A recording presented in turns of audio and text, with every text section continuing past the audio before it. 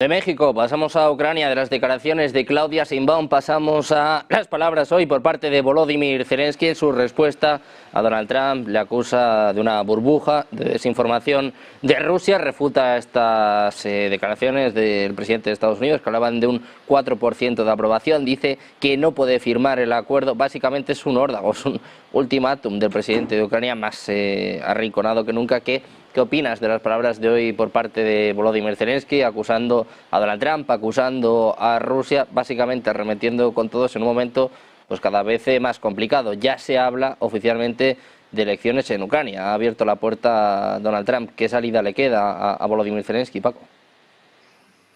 Bueno, en primer lugar, cuando se habla de elecciones en Ucrania, yo lo he dicho varias veces y lo voy a repetir. No hay garantías democráticas en Ucrania para celebrar unas elecciones, al margen de que Zelensky ya es un presidente ilegítimo.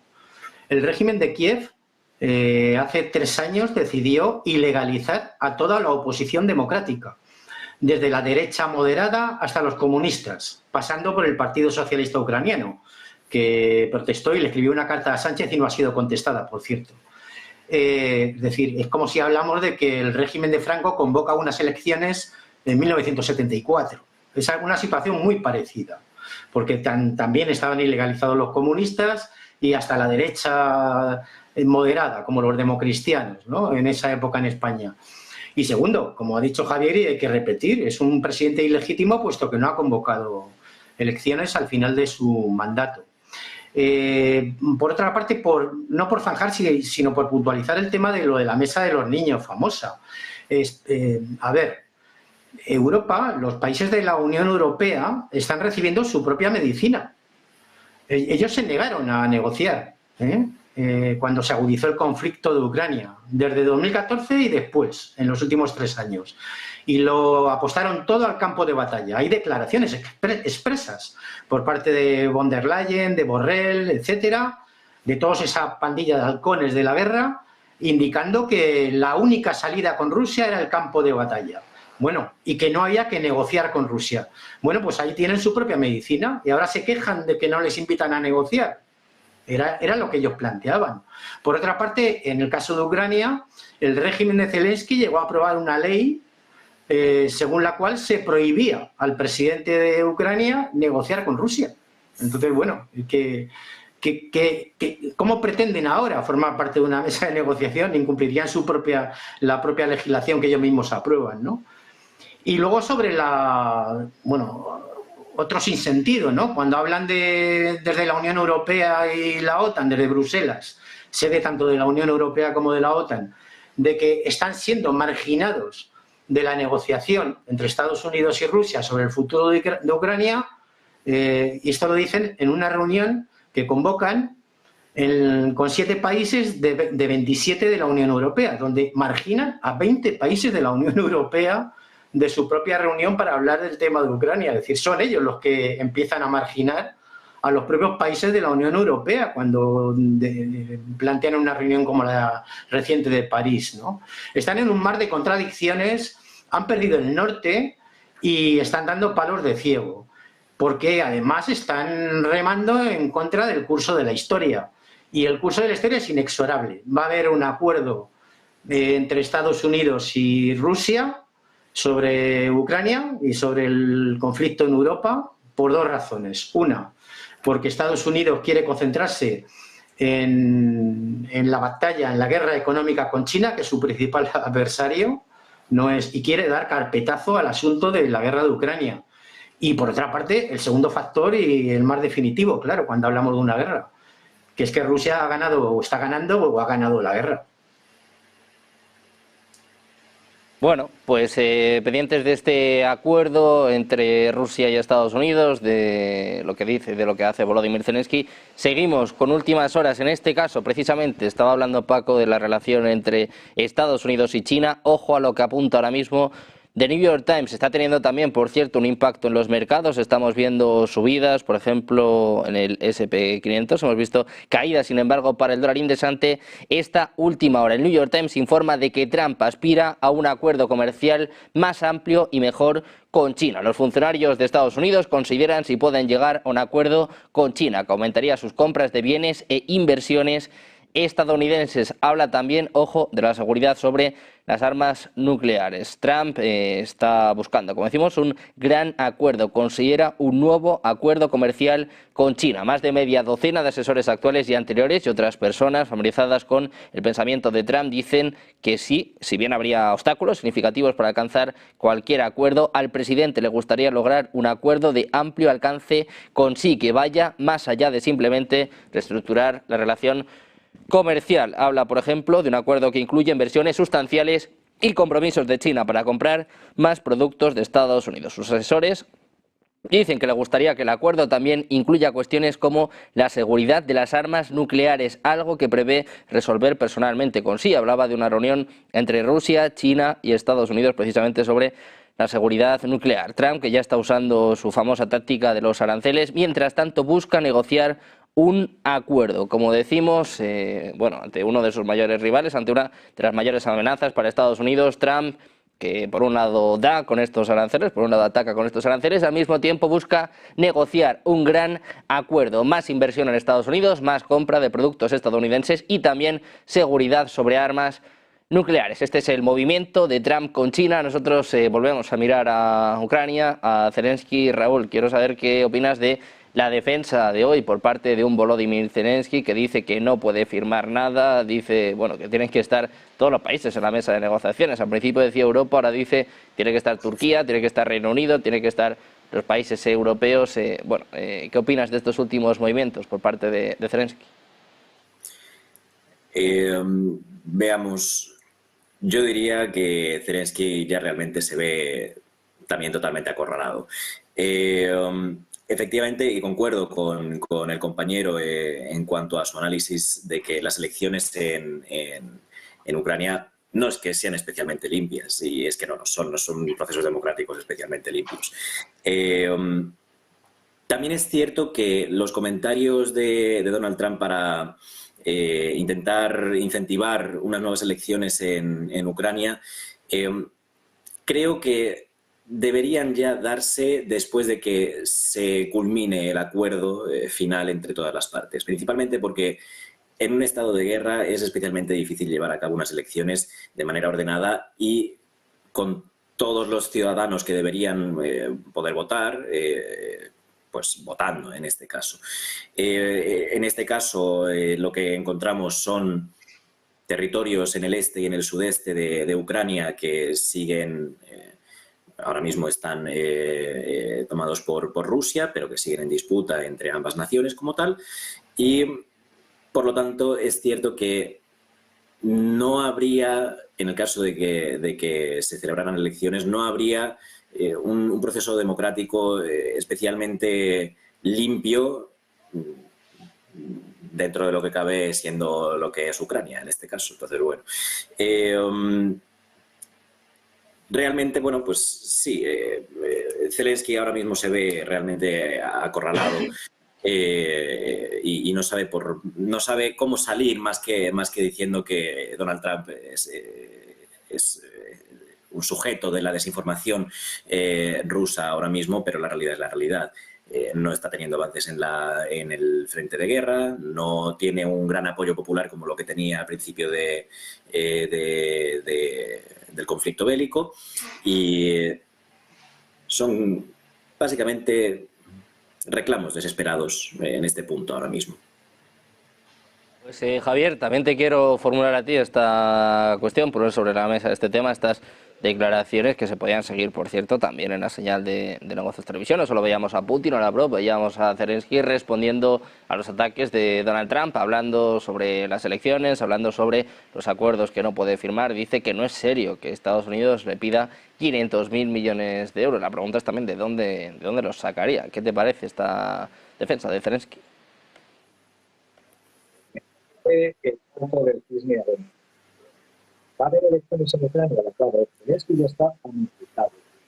A ver, también diría que una nueva administración en Estados Unidos va a aplicar la norma romana que hizo conscripción a los hombres de Viriato, que traicionaron a Viriato. Roma no paga traidores. Por lo tanto, Zelensky está ya amortizado, se aferra al poder, se niega a celebrar elecciones por eso de que están en guerra, pero quiere seguir la guerra.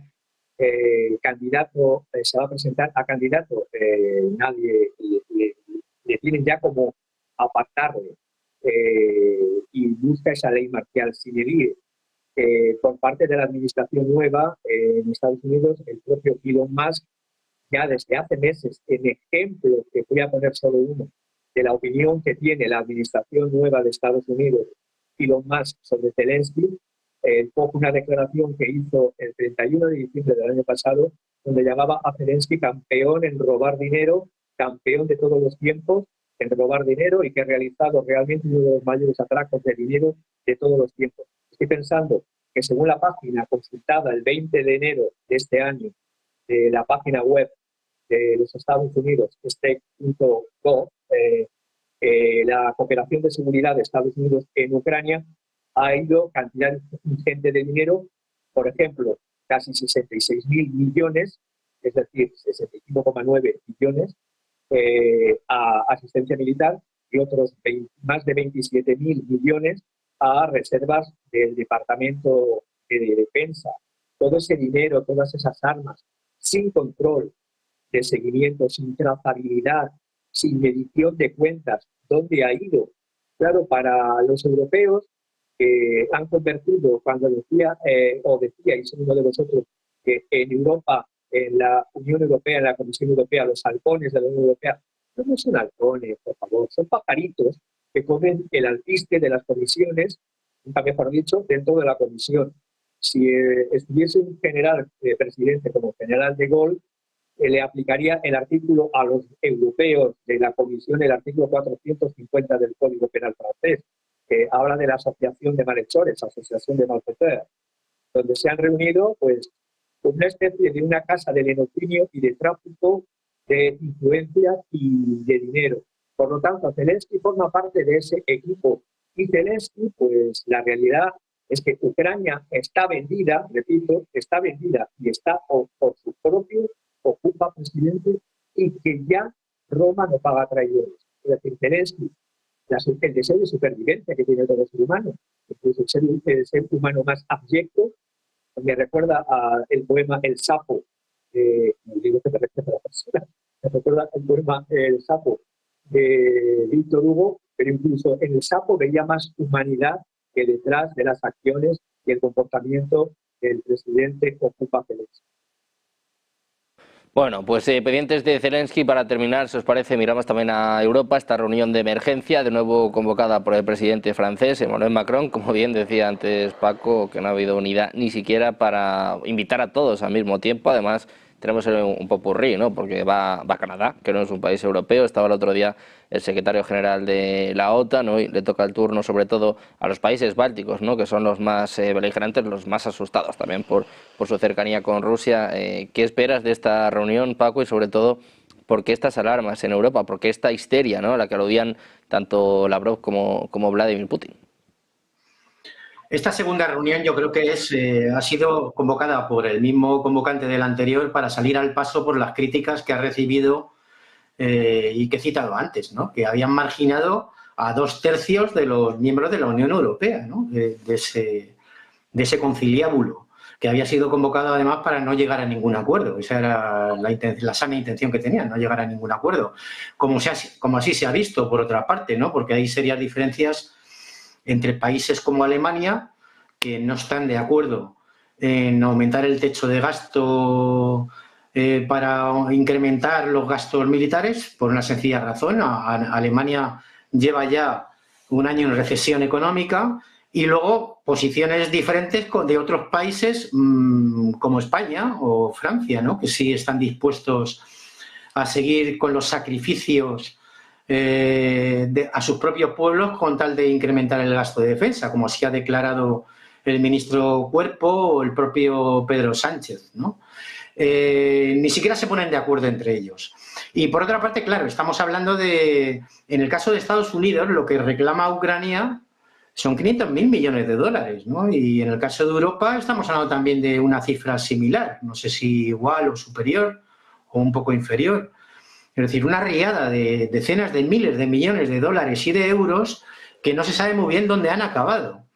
y qué se pensaba el régimen de Kiev, que todo ese dinero iba a ser a fondo perdido, no iba a ser a cambio de nada. Es decir, cuando algunos hablan desde el neoliberalismo pseudoprogresista, bueno, las fuerzas progubernamentales que ahora acaban de descubrir en España el imperialismo, etcétera, hablando de Rusia, de China y de Estados Unidos con Trump, antes por lo visto vivíamos en una Arcadia feliz, no se dan cuenta de que bueno, lo que han fomentado es un régimen gamberro que ha dilapidado decenas de miles de millones de dólares y de euros, ¿no? Y claro, al principio de este siglo, durante la administración Bush-Cheney, se hablaba del robo del siglo con los mal llamados fondos para la reconstrucción de Irak tras su invasión y destrucción, ¿no? Robaron dinero a las puertas, miles de millones, ¿no? Literalmente furgonetas llenas de billetes, ¿no? En Bagdad, ¿no? Es decir, bueno, pues habían pasado pocos años de siglo, ¿no? Ahora estamos viendo como el robo del siglo realmente ha sido los fondos de ayuda a Ucrania y las armas de ayuda a Ucrania, que han acabado no se sabe muy bien dónde y no se sabe muy bien en qué manos, ¿no? Y bueno, yo por resumir, ¿no? Yo creo que la administración Trump no es que esté a favor de... no es que se haya convertido en una administración pacifista, a diferencia de la de Biden, que era una administración declaradamente belicista. No, lo que pasa es que la administración Trump se han dado cuenta de que el mundo ya no es el de los años 90.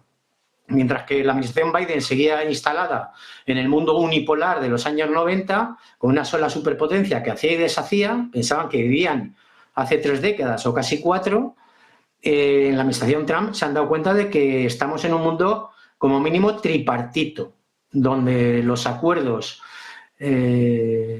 efectivos y que se implementen realmente se van a llevar a cabo por parte de 3 actores, ¿no? Que son Rusia, Estados Unidos y China. Entonces, es un baño de realidad, han puesto los pies en la tierra, no es que de repente se hayan convertido en pacifistas. Y por otra parte, con la guerra de Ucrania, los objetivos que tenía Estados Unidos ya han sido alcanzados. Es decir, que el lobby armamentístico, uno de los pilares de su economía, hiciera el agosto con la venta de armamento. Y por otra parte, que al final Europa acabe empobrecida, con lo cual se han quitado encima también un competidor en el comercio internacional. Estados Unidos se ha quitado encima a Europa como competidor en el marco del comercio internacional.